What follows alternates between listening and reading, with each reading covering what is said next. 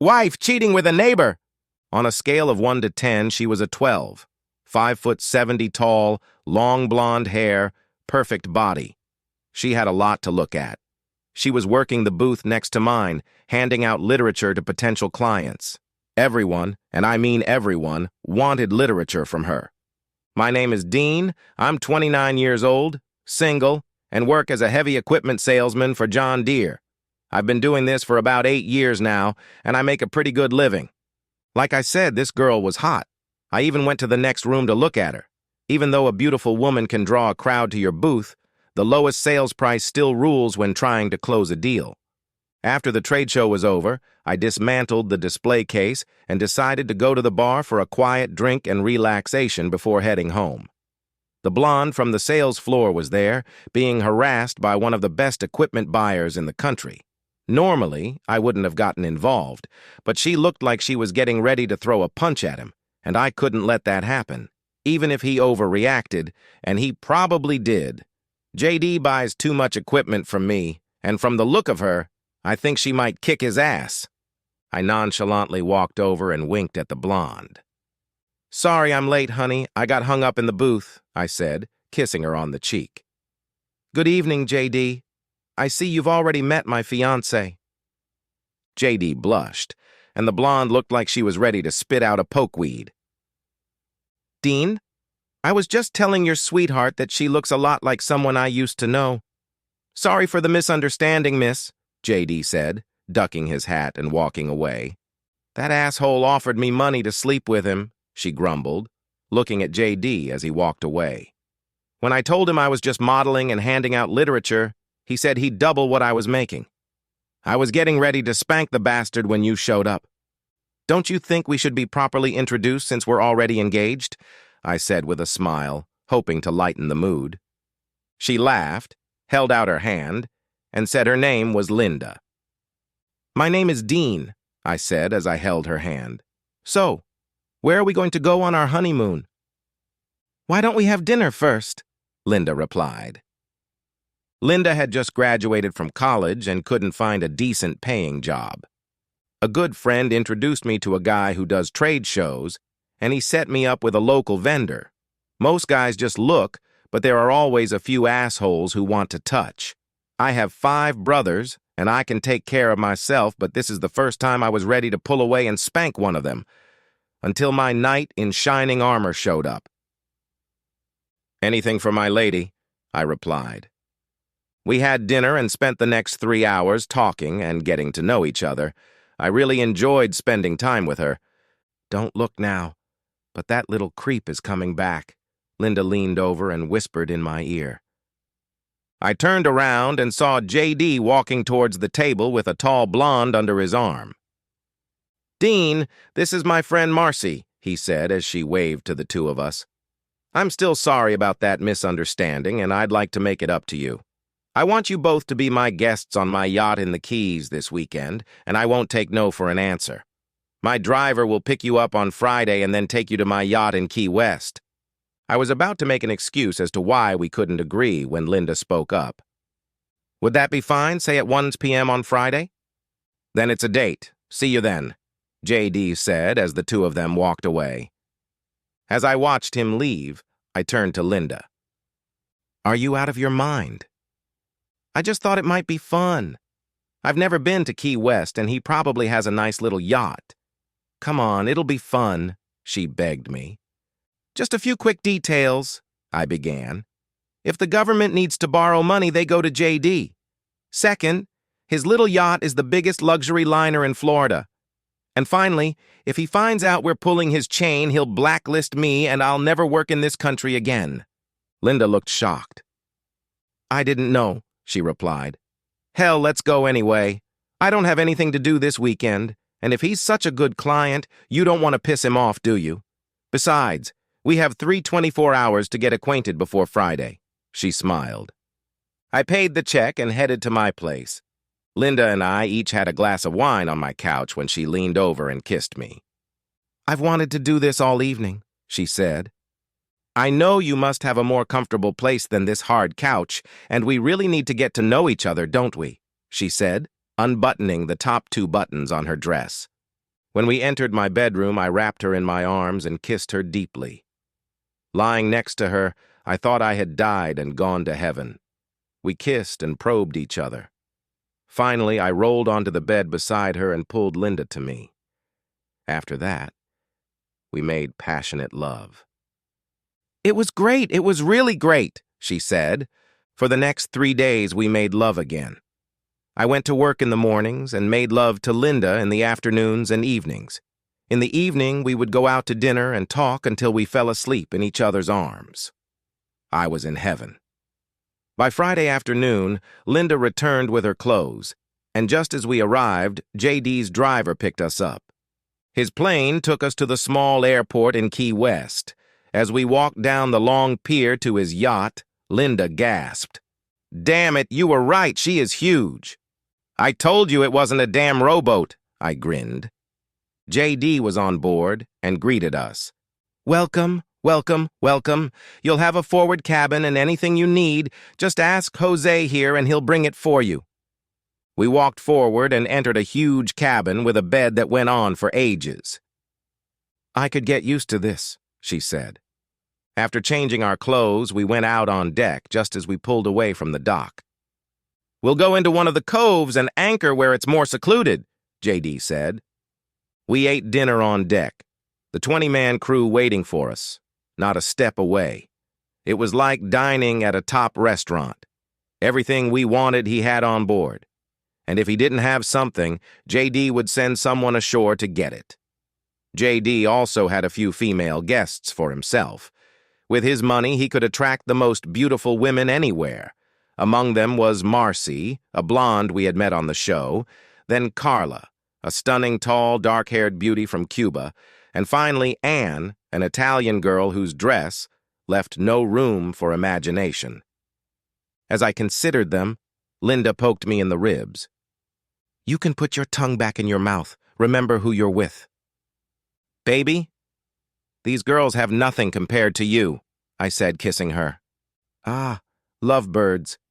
You'll have everything you want here, and if you want to swim naked at midnight, go ahead. I won't be watching.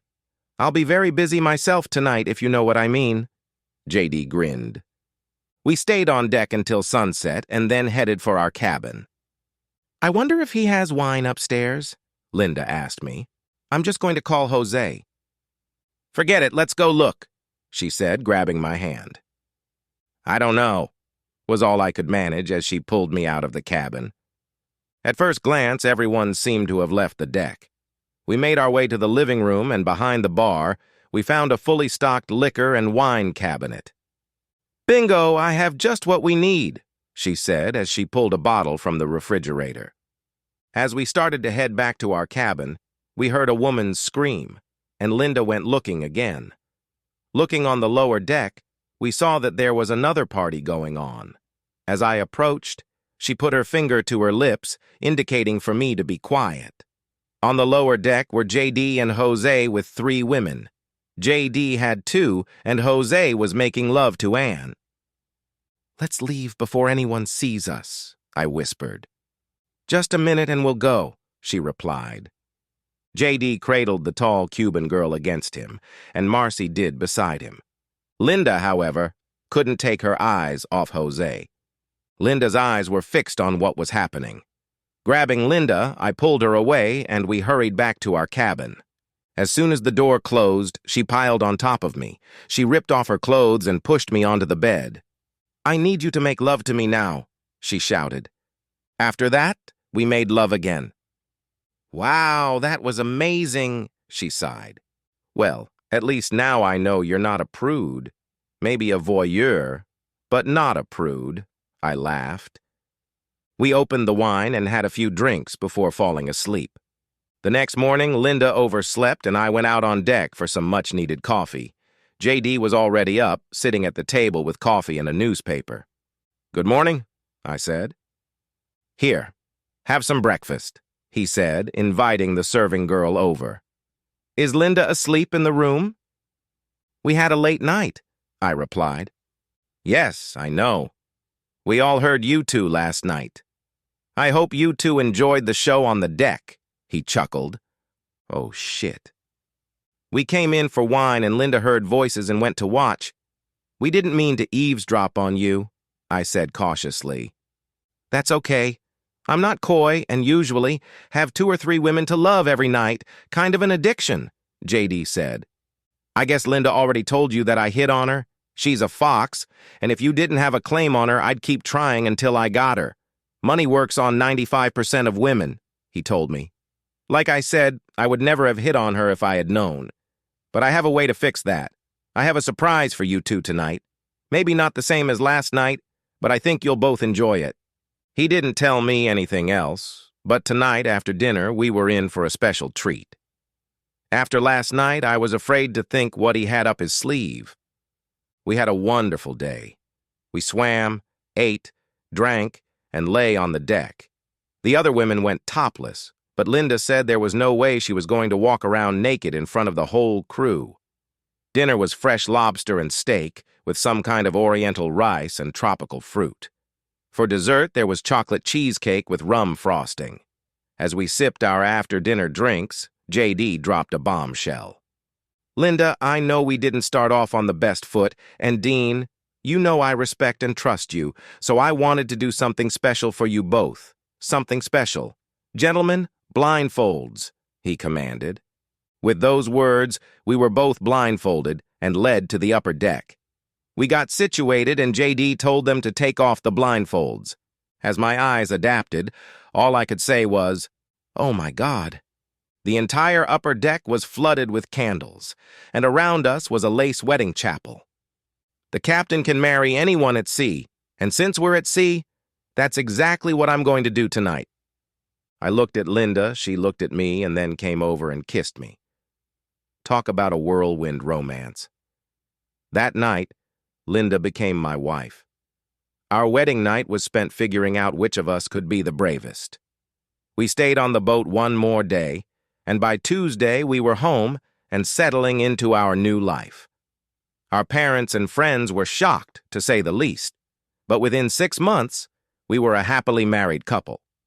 For the first 2 years, Linda worked in exhibitions with me, but then she got bored with being a literary girl. I was making enough money that she didn't have to work, and Linda became a typical suburban housewife. We went to neighborhood barbecues and had a small group of friends with whom we socialized. The love was great at first, but after 2 years, for some reason it started to wane. I tried to spice things up, but I realized something was wrong, even though Linda swore everything was fine. I did 5 shows a year, and I was gone Thursday through Sunday mornings. On Friday night, I needed to give a presentation to a new client, and to my horror, I realized I had forgotten the slides in my office at home. I rushed home and was already walking up the steps when I tripped and twisted my knee. I called out to Linda, and she opened the door. She helped me into the dining room and put ice on my knee. "I need the slides from my desk," I told her. While she was getting them, Bob, my housemate, came out the garage door. "I was carrying some boxes for Linda when I heard you fall. Are you okay?" he asked. "Yeah, but I'm going to have a hard time walking, much less driving," I replied. "Bob, I have a huge favor to ask of you.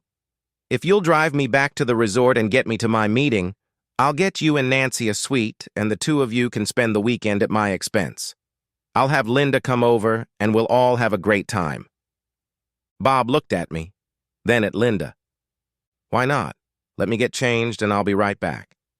When we got there, I took the last available room, which was on the first floor.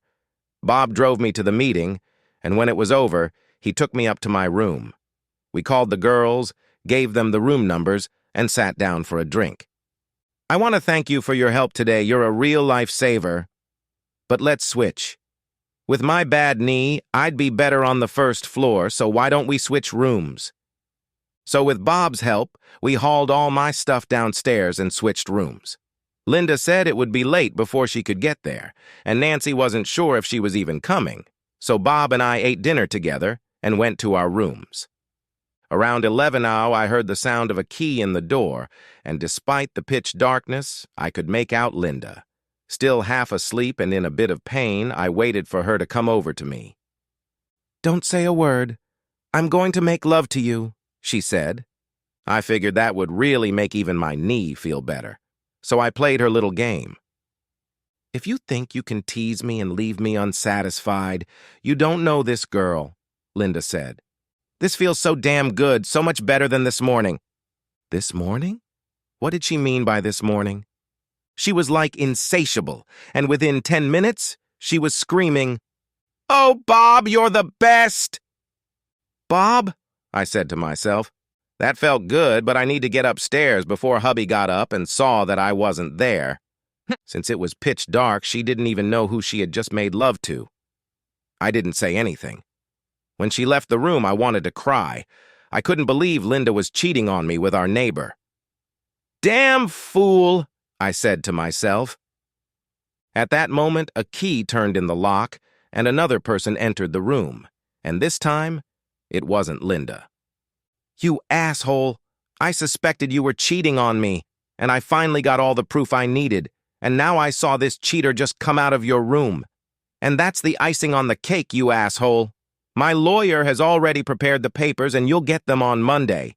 I just wanted to tell you in person what a low-life asshole you really are. I turned on the light.